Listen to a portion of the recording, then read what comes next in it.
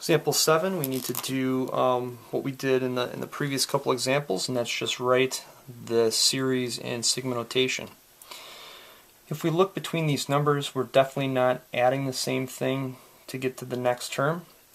What we are doing is we're multiplying by the same thing.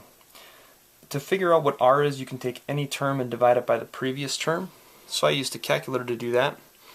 And I've got 1458 divided by 2187, and that looks to be 2/3. And then I could take 972 and divide it by 1458, and that would also be 2/3. So now this is confirmed to be a geometric sequence where r is 2/3.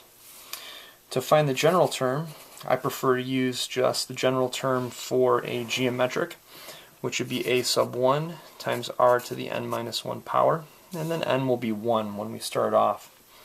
So this is 2187 times 2/3 to the n minus 1 power. To write this in sigma notation, we'll start with an n value of 1, write our general term,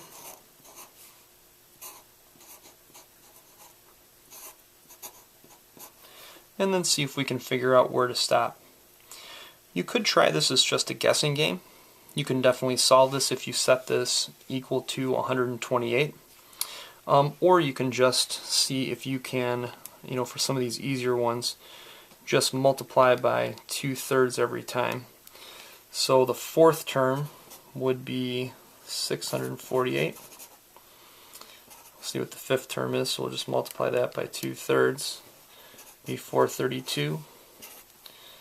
Sixth term would be 288. Seventh term would be 192. And then our eighth term here would be 128. So without even having to use logarithms or anything of that sort, with these ones that are relatively easy, you can just do a little bit of investigation and figure out that 128 is just the eighth term. Remember, when we're writing the general term with the information we used before, n will always be 1, and then 2, and then 3, and then 4 will be there, and then this will end all the way to 8. So then we'll stop here right at 8.